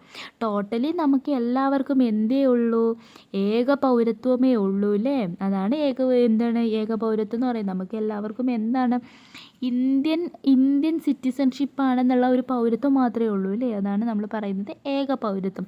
അതായത് രാജ്യത്തിൽ മൊത്തത്തിൽ ഒരൊറ്റ പൗരത്വമേ ഉള്ളൂ. എന്തില്ല? സംസ്ഥാനങ്ങൾക്കായിട്ട് പ്രത്യേക പൗരത്വം ഇല്ല. സവിശേഷതകളെല്ലാം നിങ്ങൾക്ക് മനസ്സിലായി എന്ന് വിചാരിക്കുന്നു. അടുത്തത് ഭരണഘടനാ സവിശേഷതകൾ മുൻനിർത്തി ക്ലാസ്സിലൊരു ചർച്ച സംഘടിപ്പിക്കും. സവിശേഷതകളെല്ലാം മനസ്സിലായല്ലോ ഡീറ്റെയിൽ ആയിട്ട്. അത് എന്ത് ചെയ്യുക? ഒന്നും കൂടി ചർച്ച ചെയ്യുക കേട്ടോ. ഇനി താഴെ പറയുന്ന പ്രസ്താവനകൾ പരിശോധിക്കുക. അവയിൽ ശരിയായവയ്ക്ക് നേരെ സ്മൈലിയാണ്, ചിരിക്കുന്ന സ്മൈലിയും അല്ലാത്തതിന് നേരെ കുറച്ച് റോങ് ആയിട്ടുള്ള സ്മൈലിങ് വരയ്ക്കാനാണ് പറയുന്നത്. ഫസ്റ്റ് നമുക്ക് നോക്കാം. സർക്കാരുകളുടെ കീഴിലാണ് നമ്മുടെ കോടതികൾ പ്രവർത്തിക്കുന്നത്. ശരിയാണോ? ഞാൻ ജസ്റ്റ് ടിക്ക് ഇടാം. ലാസ്റ്റ് ഒരെണ്ണം നിങ്ങൾ പറയുകയാണ്, ബാക്കി കുറേ ഞാൻ പറഞ്ഞുതരാം. ഓക്കെ, ലാസ്റ്റ് നിങ്ങൾ പൂരിപ്പിക്കാം. ഒന്ന് പറയാം. സർക്കാരുകളുടെ കീഴിലാണ് നമ്മുടെ കോടതികൾ പ്രവർത്തിക്കുന്നത്. ആണോ? അല്ല. നമ്മളിപ്പോൾ പറഞ്ഞോളൂ അല്ലേ. എന്താണ്? കോടതിക്ക് എന്തുണ്ട്? സ്വതന്ത്രമായി തീരുമാനമെടുക്കുവാനുള്ള അധികാരമുണ്ട് അല്ലേ. അപ്പോൾ സർക്കാരുകളുടെ കീഴിലാണോ കോടതി? അല്ലല്ലോ. അല്ല. ഇനി സംസ്ഥാന സർക്കാരുകൾക്ക് മാത്രമായി ചില അധികാരങ്ങളുണ്ട്. ഉണ്ടോ? ഉണ്ടല്ലേ. നമ്മളിപ്പോൾ പറഞ്ഞോളൂ. എന്താണ്? കേന്ദ്രത്തിനും സർക്കാരുകൾക്കും എന്താണ് അധികാരം വിഭജിച്ച് നൽകിയിട്ടുണ്ട് അല്ലേ. ഇനി 18 വയസ്സ് തികഞ്ഞ എല്ലാവർക്കും വോട്ടവകാശമുണ്ട്. ഉണ്ടോ? ഉണ്ട് അല്ലേ. നമ്മളിപ്പോൾ അതും പറഞ്ഞു. 18 വയസ്സ് തികഞ്ഞ എല്ലാവർക്കും എന്തുണ്ട്? പ്രായപൂർത്തി, വോട്ടവകാശം ഉണ്ട്. ഇനി ആരും നിയമത്തിന് അതീതരല്ല. ആണല്ലേ. ശരിയാണല്ലേ. ആര് നിയമത്തിന് അതീതരാണോ? അല്ല. നിയമത്തിന് മുന്നിൽ എല്ലാവരും എന്താണ്? തുല്യരാണ്.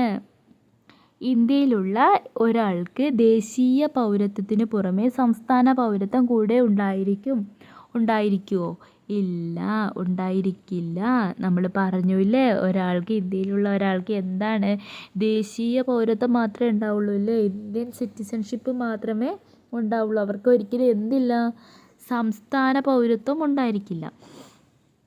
ഇനി ജനാധിപത്യത്തിൽ ജനങ്ങളാണ് പരമാധികാരികൾ. അതെ അല്ലേ. പരമാധികാരികൾ എപ്പോഴും ആരാണ്? ജനങ്ങളാണ് അല്ലേ.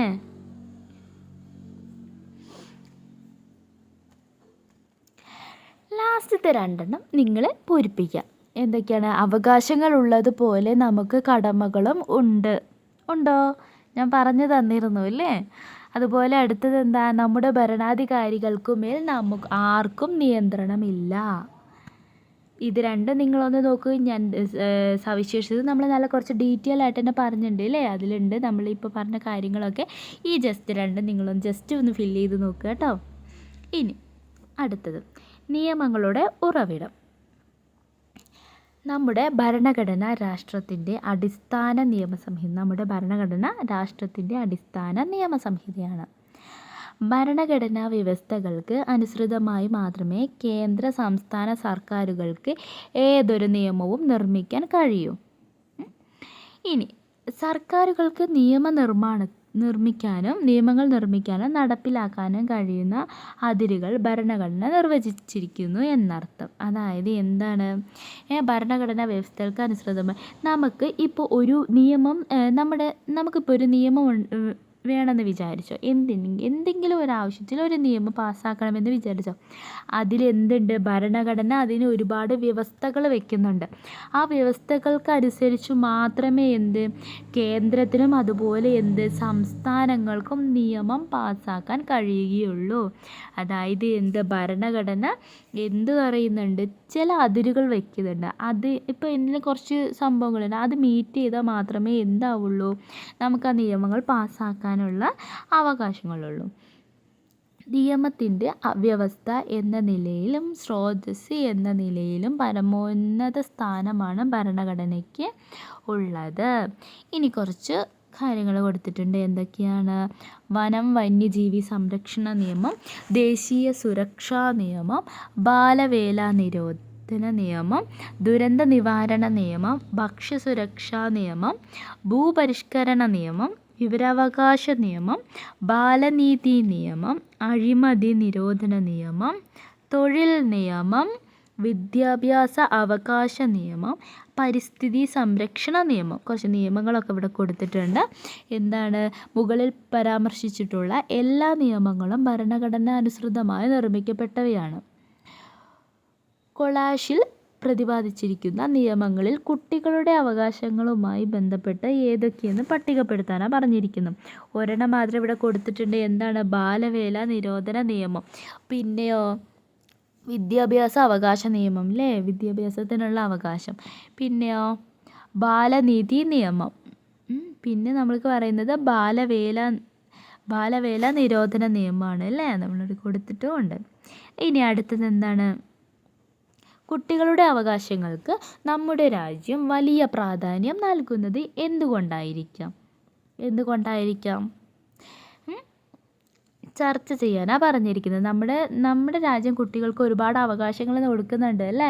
അതായത് 14 വയസ്സ് 18 വയസ്സ് വരെയുള്ള മക്കൾക്കൊക്കെ ഒരുപാട് അധികാരങ്ങളും അവർക്ക് ബാലവേല, അല്ലേ, ബാലവേല നിരോധനം, അവർക്ക് എന്തെങ്കിലും ഒരു എന്തെങ്കിലും പ്രശ്നങ്ങൾ വന്നാലൊക്കെ ചെയ്യപ്പെടുന്നുണ്ട്, ഒരുപാട് നിയമങ്ങളും അവർക്ക് എന്തെങ്കിലും ആവുകയാണെങ്കിൽ അതിനെതിരെ ഉള്ള നിയമങ്ങളൊക്കെ, ഒരുപാട് നിയമങ്ങൾ നമുക്ക് ഇതിൽ ഉണ്ട്, നമ്മുടെ രാഷ്ട്രം നമുക്ക് നൽകുന്നുണ്ട്. ഇനി ഇതിൽ കുട്ടികൾക്ക് നേരെ നടക്കുന്ന ലൈംഗിക അതിക്രമങ്ങൾ തടയുവാനും കുറ്റവാളികൾക്ക് തക്ക ശിക്ഷ ഉറപ്പാക്കുവാനും 1989 കുട്ടികളുടെ അവകാശ ഉടമ്പടി ലക്ഷ്യം വയ്ക്കുന്നു.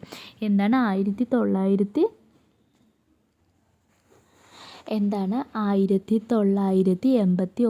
കുട്ടികളുടെ അവകാശ ഉടമ്പടി ലക്ഷ്യം, അല്ലേ. ഉടമ്പടി ലക്ഷ്യം അതായത് കുട്ടികൾക്ക് നേരെ ലൈംഗിക അതിക്രമങ്ങളെ തടയുന്നതിന് വേണ്ടിയിട്ട്, അതുപോലെ അങ്ങനെ ചെയ്യപ്പെടുന്ന കുറ്റവാളികളുണ്ടല്ലോ, അവർക്ക് തക്കമായ ശിക്ഷ, അവർക്ക് ശിക്ഷ ഉറപ്പാക്കുന്നതിന് വേണ്ടി ലക്ഷ്യം വയ്ക്കുന്ന ഒന്നാണ് 1989 കുട്ടികളുടെ അവകാശ ഉടമ്പടി. ഇന്ത്യൻ ഭരണഘടന ഉറപ്പു നൽകുന്ന അവകാശങ്ങൾ ലിംഗഭേദമില്ലാതെ നടപ്പാക്കുന്നതിനും ബാലസൗഹൃദ നടപടികൾ ഉൾക്കൊള്ളിച്ചുകൊണ്ടും നിലവിൽ വന്ന നിയമമാണ് പോക്സോ ആക്ട് 2012. അതായത് ഇന്ത്യൻ ഭരണഘടന ഉറപ്പ് നൽകുന്ന അവകാശങ്ങൾ, നമ്മുടെ കുട്ടികൾക്ക് ഉറപ്പ് നൽകുന്ന ഒരു അവകാശങ്ങളിൽ ഒന്നാണ്, അല്ലേ, ലിംഗഭേദമില്ലാതെ, അതായത് ആൺകുട്ടികളെന്നോ പെൺകുട്ടികളെന്നോ ഒരു വ്യത്യാസമില്ലാതെ എല്ലാവർക്കും ലിംഗഭേദമന്യേ നടപ്പാക്കുന്നതും, അതുപോലെ ബാലസൗഹൃദ നടപടികൾ ഉൾക്കൊള്ളിച്ചു കൊണ്ടുകൂടി നിലവിൽ വന്ന ഒരു നിയമമാണ് പോക്സോ ആക്ട്. കേട്ടിട്ടുണ്ടാവും, അല്ലേ, പോക്സോ ആക്ട് എന്ന് പറയുന്നത്. പോക്സോ പ്രകാരം കേസെടുത്തു എന്നൊക്കെ കേട്ടിട്ടുണ്ടാകും. അത് ഇതാണ്.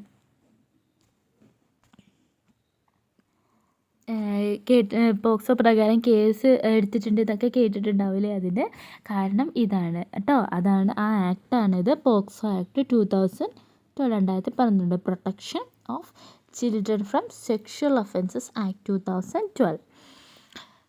18 വയസ്സിന് താഴെ ഏതൊരാളെയും കുട്ടിയായി നിയമം പരിഗണിക്കുന്നു. അല്ലേ? 18 വയസ്സ് വരെയുള്ള ആരെയും നമ്മൾ എന്താണ് കുട്ടികളായിട്ടാണ് അല്ലേ പരിഗണിക്കുന്നത്. അതുപോലെ ഈ നിയമം എങ്ങനെയാണ് 18 വയസ്സ് വരെയുള്ള കുട്ടികൾക്ക് ആണ് എന്ത് ഈ പോക്സോ ആക്ട് പ്രകാരം അല്ലേ എന്തെങ്കിലും ഒരു ലൈംഗിക അതിക്രമങ്ങളൊക്കെ നടക്കുകയാണെങ്കിൽ ഈ ആക്ട് പ്രകാരമാണ് എന്ത് നമ്മൾ കേസെടുക്കുന്നതും ശിക്ഷ ഉറപ്പാക്കുന്നതും ഒക്കെ ഈ ആക്ട് പ്രകാരമാണ്. ഈ നിയമത്തെക്കുറിച്ച് നിങ്ങൾ കേട്ടിട്ടുണ്ടോ? ചിലപ്പോൾ ടി വിയിലൊക്കെ എന്തെങ്കിലുമൊക്കെ വരുമ്പോൾ കേൾക്കുമായിരിക്കും അല്ലേ? പോക്സോ ആക്ട് പ്രകാരം കേസെടുത്തു എന്നൊക്കെ നമ്മൾ കേട്ടിട്ടുണ്ടാവും അല്ലേ? ഇനി ഭയരഹിതമായും സുരക്ഷിതമായും സമൂഹത്തിൽ ജീവിക്കുവാൻ ഓരോ കുട്ടിക്കും അവകാശമുണ്ട് അല്ലേ?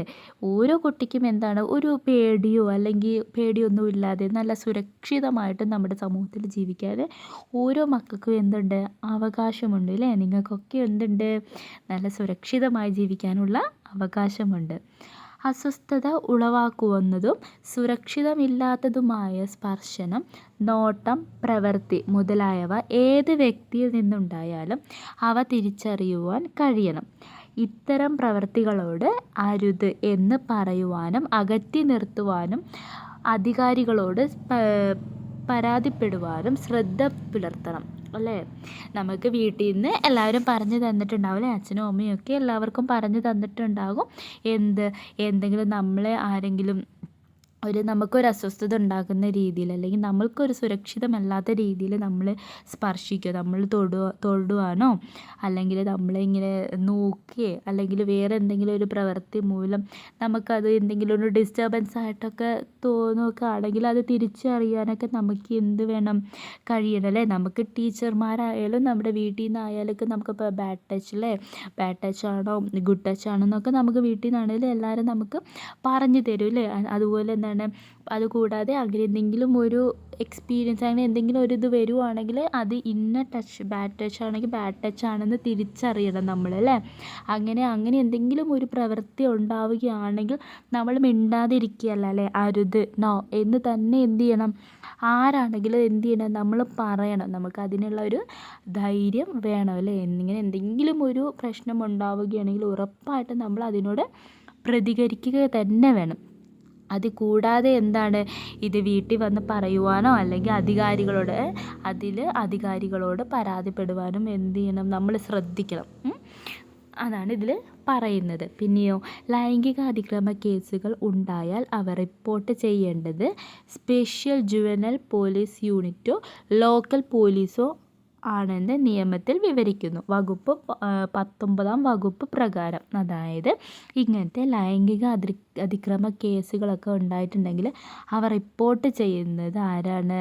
സ്പെഷ്യൽ ജുവനൽ പോലീസ് യൂണിറ്റോ അല്ലെങ്കിൽ എന്താണ് ലോക്കൽ പോലീസോ ആണ് എന്നാണ് ഈ നിയമത്തിൽ വിവരിക്കുന്നത്. ഏത് വകുപ്പ് പ്രകാരം? ആക്ട് 19 അല്ലേ? വകുപ്പ് 19 പ്രകാരം.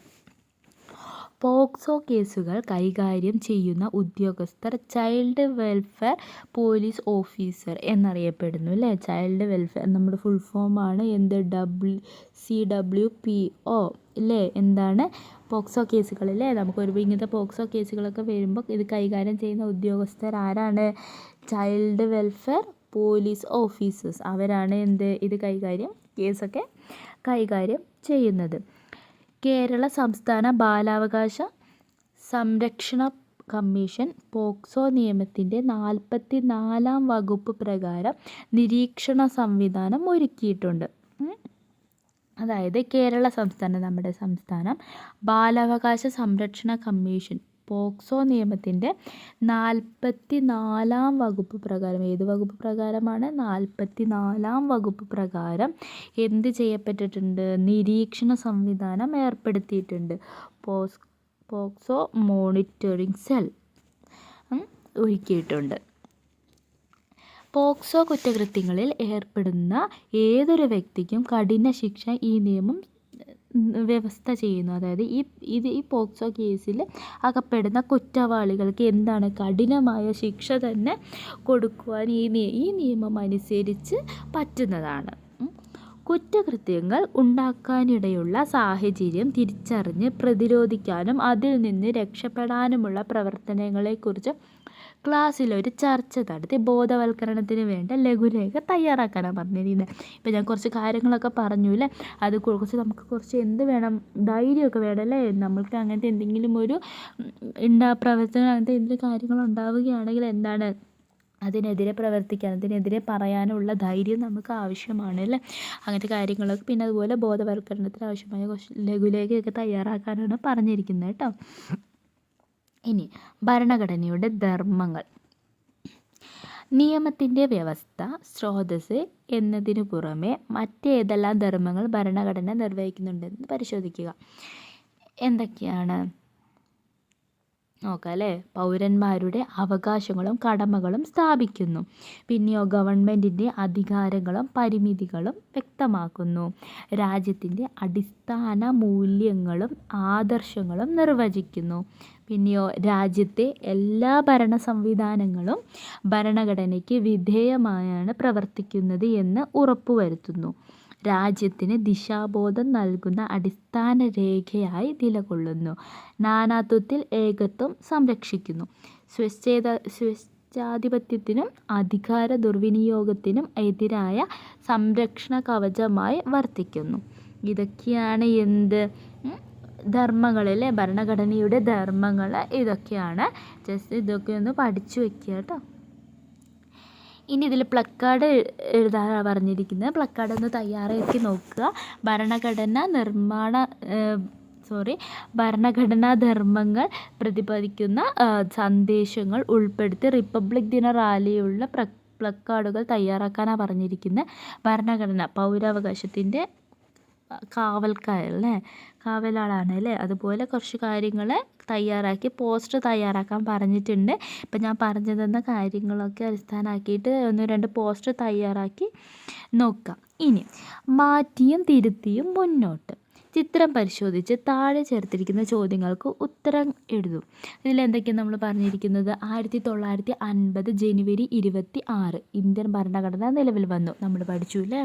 ഫസ്റ്റ് ഭേദഗതി 1 എന്താണ്? 1951 പട്ടികകളുടെ എണ്ണം 9 പിന്നെ 42ാം ഭേദഗതി പ്രകാരം എന്താണ്? 1976 മതേതരത്വം, സോഷ്യലിസം, അഖണ്ഡത എന്നിവ കൂട്ടിച്ചേർത്തു.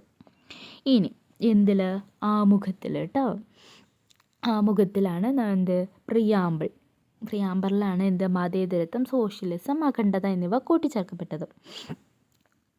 ഇനി ഭേദഗതി 44 1978 സ്വത്തവകാശം മൗലികാവകാശം അല്ലാതെ. പണ്ട് മുന്നേ ഇത് മൗലികാവകാശങ്ങൾ വന്ന ടൈമിൽ നമ്മുടെ മൗലികാവകാശങ്ങളിൽ ഒന്നായിരുന്നു സ്വത്തവകാശം.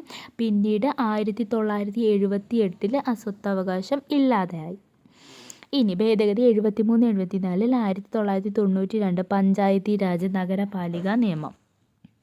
ഭേദഗതി 86 2002 വിദ്യാഭ്യാസ മൗലികാവകാശമായി. വിദ്യാഭ്യാസം മൗലികാവകാശം നിർബന്ധമായും നൽകിയിരിക്കേണ്ട വിദ്യാഭ്യാസം അതെന്തായി? മൗലിക അവകാശമായി മാറി. പിന്നെ 101 ഭേദഗതി 101 2016 ചരക്കു സേവന നികുതി GST വന്നു. GST നിലവിൽ വന്നു. പിന്നെ ഏറ്റവും അവസാനത്തെ ഭരണഘടനാ ഭേദഗതിയെക്കുറിച്ച് ഇവിടെ എഴുതി ചേർക്കൂ. എന്താണ് അവസാനമായി വന്ന ഭരണഘടനാ ഭേദഗതി എന്ന് ചോദിക്കുന്നുണ്ട് കേട്ടോ. ഇനി ഇവിടെ എന്താ കൊടുത്തിരിക്കുന്നത്? 1976 ഏതെല്ലാം ആശയങ്ങൾ ഭരണഘടനയിൽ പുതിയതായി കൂട്ടിച്ചേർത്തു? ഏതൊക്കെയാ? 1976 മതേതരത്വം, സോഷ്യലിസം, അഖണ്ഡത ഇവ 3 എന്ത്? കൂട്ടിച്ചേർക്കപ്പെട്ടത് കേട്ടോ. ഇനി അടുത്തത് ഇന്ത്യയുടെ ഭരണഘടന നിലവിൽ വന്ന വർഷം എന്നാണ്? ഇന്ത്യയുടെ ഭരണഘടന നിലവിൽ വന്നത് 1950 ജനുവരി 26. 1950 ജനുവരി 26 ഭരണഘടനയിൽ ആദ്യമായി വരുത്തിയ മാറ്റം എന്ത്? ഭരണഘടനയിൽ ആദ്യമായി വരുത്തിയ മാറ്റമായിരുന്നു എന്ത്? ഈ മതേതരത്വം, സോഷ്യലിസം, അഖണ്ഡത ഇവ 3 എഴുതി ചേർക്കപ്പെട്ടതാണ് എന്ത്? ആദ്യമായി നമ്മുടെ ഭരണഘടനയിൽ വന്ന മാറ്റം എന്ന് പറയുന്നത്. അതിലെ വർഷമാണ് 1976.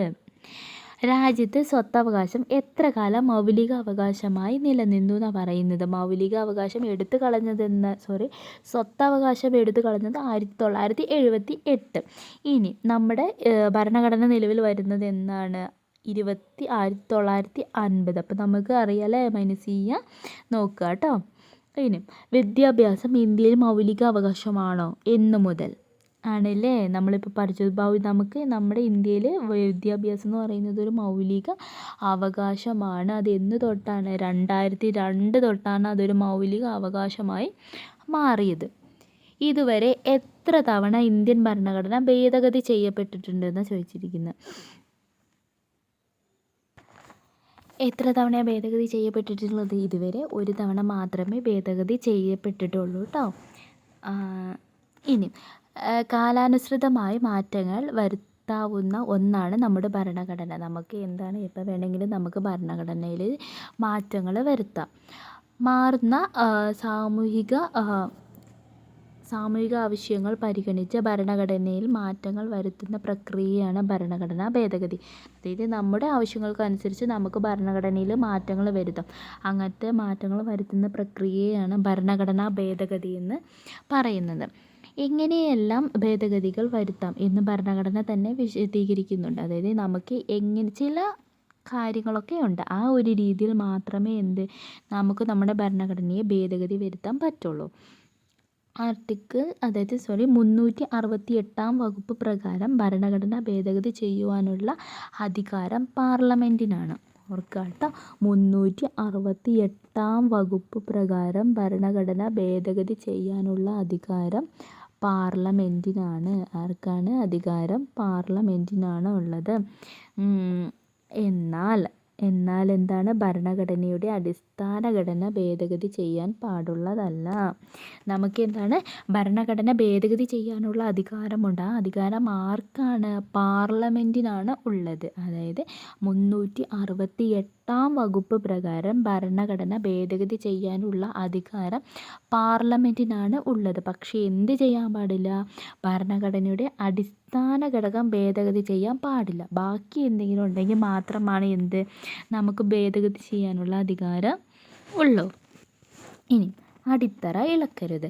1973 കാസർഗോഡ് എടനീർ മഠത്തിൻ്റെ അധിപതിയായിരുന്ന കേശവാനന്ദ ഭാരതി കേരള സർക്കാരിനെതിരെ നൽകിയ കേസായിരുന്നു ഭരണഘടനയുടെ അടിസ്ഥാന ഘടനയിൽ യാതൊരു മാറ്റവും വരുത്താൻ പാടില്ലെന്ന് സുപ്രീം കോടതി വിധിച്ചത്. കേട്ടിട്ടുണ്ടാവില്ലേ കേശവാനന്ദ ഭാരതി കേസ് എന്ന് പറയുന്നത്? ഈ കേസുമായി ബന്ധപ്പെട്ടിട്ടാണ് സുപ്രീം കോടതി ഭരണഘടനയുടെ അടിസ്ഥാന ഘടനയിൽ ഒരു മാറ്റവും വരുത്താൻ പാടില്ല. ഭരണഘടനയിൽ നമുക്ക് എന്തെങ്കിലും മാറ്റം വരുത്തണമെങ്കിൽ ഭരണഘടനാ ഭേദഗതി അനുസരിച്ച് മാറ്റം വരുത്താം. പക്ഷേ എന്ത് പാടില്ല? അടിസ്ഥാന ഘടകങ്ങളിൽ മാറ്റം വരുത്താൻ പാടില്ല എന്ന് സുപ്രീം കോടതി വിധിച്ചത് കേശവാനന്ദ ഭാരതി കേസുമായി ബന്ധപ്പെട്ടായിരുന്നു.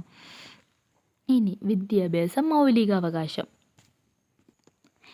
വിദ്യാഭ്യാസം മൗലികാവകാശമാക്കപ്പെട്ടത് 2002 86 ഭരണഘടനാ ഭേദഗതി പ്രകാരമാണ്. അതായത് നമ്മൾ പറഞ്ഞില്ല, ഇപ്പം നമ്മൾ പഠിച്ചോളൂ, 2002 വിദ്യാഭ്യാസം മൗലിക അവകാശമായി എടുത്തത് എന്നല്ലേ? അത് ഏത് ഭരണഘടനാ ഭേദഗതി പ്രകാരമാണ്? 86 ഭരണഘടനാ ഭേദഗതി പ്രകാരം. ഇതൊക്കെ ഓർത്ത് വെക്കുക. 86 ഭരണഘടനാ ഭേദഗതി പ്രകാരമാണ് വിദ്യാഭ്യാസം മൗലിക അവകാശമായി വന്നത്. ഈ വ്യവസ്ഥകൾ ഭരണഘടനയിൽ 21A വകുപ്പായി ചേർത്തിയിട്ടുണ്ട്.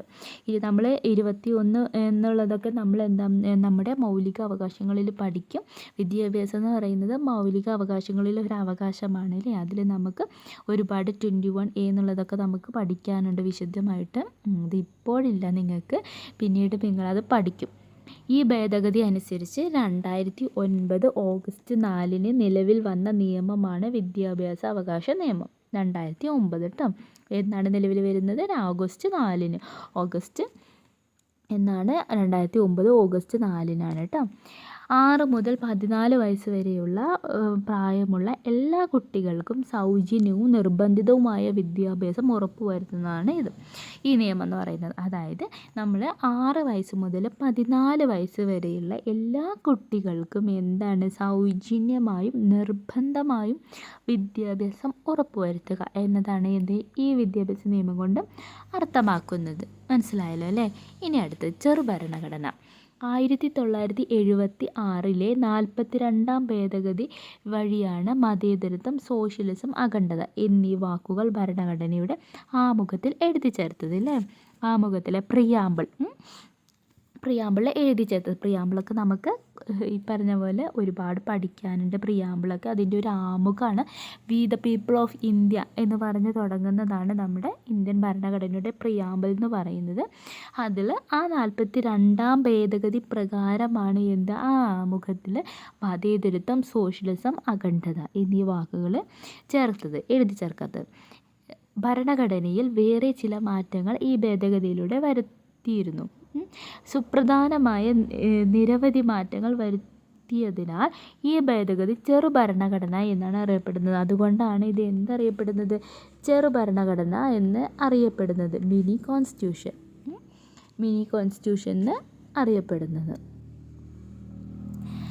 ഓക്കെ, അത് മനസ്സിലായല്ലോ അല്ലേ? ഇനി നമുക്ക് പ്രധാനപ്പെട്ട ചില ഭരണഘടനാ ഭേദഗതികൾ ഉൾപ്പെടുത്തി ഒരു ടൈം ലൈൻ തയ്യാറാക്കാനാണ് പറഞ്ഞത്. നമ്മളിപ്പോൾ ഒരുപാട് ഭേദഗതികളെ പറ്റി പഠിച്ചു അല്ലേ? ഇനി അടുത്തത് നിയമങ്ങൾ നടപ്പാക്കുമ്പോൾ. ഇത് കുറച്ച് പേപ്പർ കട്ടിങ്സ് ആണ് കേട്ടോ. എന്തൊക്കെയാണ്? രാജ്യത്ത് ഇനിയും യാഥാർത്ഥ്യമാകാതെ ചില ഭൂപരിഷ്കരണം. സ്ത്രീധന നിരോധന നിയമം കടലാസിൽ തന്നെ. മദ്യവിപത്ത് നിയമം കൊണ്ട് മാത്രം തടയാനാവില്ല. ബാലാവകാശ നിയമങ്ങൾ കർശനമാക്കണമെന്ന ആവശ്യം. ഇതൊക്കെ കുറച്ച് ന്യൂസ് പേപ്പർ കട്ടിങ്സ് ആണ്. നിയമങ്ങൾ നടപ്പാക്കുമ്പോൾ നേരിടുന്ന വിവിധ തരം വെല്ലുവിളികളാണ് ഇവിടെ സൂചിപ്പിക്കുന്നത്. എന്തൊക്കെയാവാം ഇതിൻ്റെ കാരണങ്ങൾ? അതായത് ജനങ്ങളുടെ വ്യത്യസ്തമായ താല്പര്യങ്ങൾ, ജനഹിതം പൂർണ്ണമായും ഉൾക്കൊള്ളാത്ത നിയമനിർമ്മാണങ്ങൾ, നിയമങ്ങളെക്കുറിച്ചുള്ള അറിവില്ലായ്മ അല്ലേ? അതുപോലെ നിയമത്തെ പേടിയില്ലായ്മ അല്ലേ? നമുക്ക് എന്തെങ്കിലും ഒന്ന് പറയുന്നത് നിയമത്തെ പേടിയില്ലായ്മ. നമുക്ക് എന്തെങ്കിലും ഒരു കുറ്റം, ഇപ്പം ഒരു കുറ്റം തന്നെ എത്ര ആൾക്കാർ ചെയ്യുന്നല്ലേ? എന്നിട്ട് അതിലെന്തെങ്കിലും ഒരു കുറവുണ്ടോ? ഇല്ല അല്ലേ? വീണ്ടും ആ കാര്യങ്ങൾ തന്നെ ചെയ്യുന്നുണ്ട് ആൾക്കാരില്ലേ? നമ്മുടെ നിയമത്തെ അവർക്കത്ര ഒരു പേടിയില്ല അല്ലേ? നേരെ മറിച്ച് നമുക്കൊരു ഉദാഹരണം പറയുകയാണെങ്കിൽ നമ്മുടെ പുറം നാട്ടുകാരല്ലേ, വിദേശ രാഷ്ട്രങ്ങളിലൊക്കെ പേടിയാണ് അവർക്ക് ഓരോ കാര്യങ്ങൾ ചെയ്യാനല്ലേ? അപ്പോൾ നമുക്ക് നമ്മുടെ പുറം നാട്ടിലൊക്കെ നിയമങ്ങൾ ഉണ്ടല്ലേ? ആ നിയമങ്ങൾക്കൊക്കെ ആൾക്കാർ പേടിയുണ്ട് അല്ലേ? അവർ എന്തെങ്കിലും ഒരു കാര്യം, എന്തെങ്കിലും ഒരു തെറ്റ് ചെയ്യണം, അവിടെ കഠിനമായ ശിക്ഷയാണ്. നേരെ മറിച്ച് നമുക്ക് അതപേക്ഷിച്ച് നമ്മുടെ നാട്ടിൽ നിയമങ്ങളുണ്ട്. പക്ഷേ അത്ര ഒരു പേടിയില്ല അല്ലേ? പേടിയില്ലാത്ത നിയമങ്ങളാണ്. വ്യത്യസ്ത താല്പര്യങ്ങളുള്ള സമൂഹമാണ് നമ്മുടേത്. എങ്കിലും പൊതു നിയമങ്ങൾ അനുസരിക്കാൻ എല്ലാവരും ഭരണഘടനാപരമായി ബാധ്യസ്ഥരാണ് അല്ലേ? എല്ലാ നിയമങ്ങളും പൊതു നിയമങ്ങളുണ്ട് അല്ലേ? ചില പൊതു നിയമങ്ങൾ നമ്മുടെ നാട്ടിലുണ്ട്. അതെല്ലാം അനുസരിക്കാൻ ഭരണഘടനാപരമായി എല്ലാവരും ബാധ്യസ്ഥരാണ്. പുതിയ നിയമങ്ങൾ രൂപീകരിക്കപ്പെടുമ്പോൾ അവയ്ക്കെതിരെയുള്ള അഭിപ്രായങ്ങളും സമരങ്ങളും ഉയർന്നു വരാൻ സാധ്യതയുണ്ട്. അതായത് ഇത്രയും നാളില്ലാത്തൊരു നിയമം പെട്ടെന്ന് നാളെ ഒരെണ്ണം രൂപീകരിക്കുകയാണെങ്കിൽ ചിലവർ അതിനെ അനുകൂലിക്കും, ചിലവർ പ്രതികൂലിക്കും അല്ലേ? പല അഭിപ്രായങ്ങളും സമരങ്ങളും ഒക്കെ ഉയർന്നു വരാനുള്ള ചാൻസസ് ഉണ്ട്. ഇത് ജനാധിപത്യ സമൂഹത്തിൽ സ്വാഭാവികവുമാണ്. അതായത് നമ്മുടെ സമൂഹത്തിൽ ഇതെല്ലാം സ്വാഭാവികമാണ്. ഇങ്ങനെ ഉയരുന്ന എതിർപ്പുകളെ ഭരണഘടനാപരമായും ജനാധിപത്യപരമായും സമീപിക്കേണ്ടതാണ്. വൈവിധ്യങ്ങളും വൈജാത്യങ്ങളും ഏറെയുള്ള നമ്മുടെ സമൂഹത്തിൽ ഭരണഘടന മുന്നോട്ട് വയ്ക്കുന്ന മൂല്യങ്ങൾ പൗരസമൂഹം ഉൾക്കൊള്ളുന്നതിലൂടെ മാത്രമേ ഇന്ത്യയെ പരമാധികാര, സ്ഥിതി സമത്വ, മതനിരപേക്ഷ ജനാധിപത്യ റിപ്പബ്ലിക്കായി ഉയർത്തിവരാൻ കഴിയുള്ളൂ. അപ്പം ഇത്രയാണ് നമ്മുടെ 3rd ചാപ്റ്റർ എന്ന് പറയുന്നത്. എല്ലാവർക്കും നന്നായി മനസ്സിലായെന്ന് വിചാരിക്കുന്നു. ഇതിലെന്തെങ്കിലും ഡൗട്ടോ കാര്യങ്ങളോ ഉണ്ടെങ്കിൽ പറഞ്ഞാൽ മതി കേട്ടോ. Okay, bye. ഇനിയിപ്പോൾ നമുക്ക് നെക്സ്റ്റ് ചാപ്റ്ററായിട്ട് പെട്ടെന്ന് തന്നെ കാണാം കേട്ടോ. ബൈ. നമ്മൾ നേരത്തെ പറഞ്ഞതിൽ ഇതിൻ്റെ നിയമനിർമ്മാണ സഭയിൽ സവിശേഷതകൾ പറഞ്ഞതിൽ ചെറിയൊരു മിസ്റ്റേക്ക് ഉണ്ട്. ഡ്രാഫ്റ്റിംഗ് കമ്മിറ്റിയുടെ ചെയർമാൻ എന്ന് പറയുന്നത് ഡോക്ടർ BR അംബേദ്കർ ആണ് കേട്ടോ. ഞാൻ ഡോക്ടർ രാജേന്ദ്ര പ്രസാദ് എന്നാണ് പറഞ്ഞത്, അത് തെറ്റാണ് കേട്ടോ. ഡ്രാഫ്റ്റിംഗ് കമ്മിറ്റിയുടെ ചെയർമാൻ എന്ന് പറയുന്നത് ഡോക്ടർ BR അംബേദ്കർ ആണ്. അതുപോലെ ഈ സമ്മേളനം ആദ്യം നടന്നത്, അതായത് ആദ്യം രൂപീകൃതമായത് 1946 ഡിസംബർ 6-നാണ് കേട്ടോ. എനിക്ക് ചെറിയ ഡേറ്റും ഇതും കൺഫ്യൂഷൻ അങ്ങോട്ടും ഇങ്ങോട്ടും മാറിപ്പോയതാണ്, ചെറിയൊരു മിസ്റ്റേക്ക് വന്നതാണ്, സോറി കേട്ടോ. അപ്പോൾ അത് ഓർത്തോളൂ. ഡ്രാഫ്റ്റിംഗ് കമ്മിറ്റിയുടെ ചെയർമാൻ എന്ന് പറയുന്നത് ഡോക്ടർ BR അംബേദ്കർ ആണ് കേട്ടോ. സോറി, ഇന്ന് പഠിക്കുമ്പോൾ അത് ശ്രദ്ധിക്കണം കേട്ടോ. ബൈ.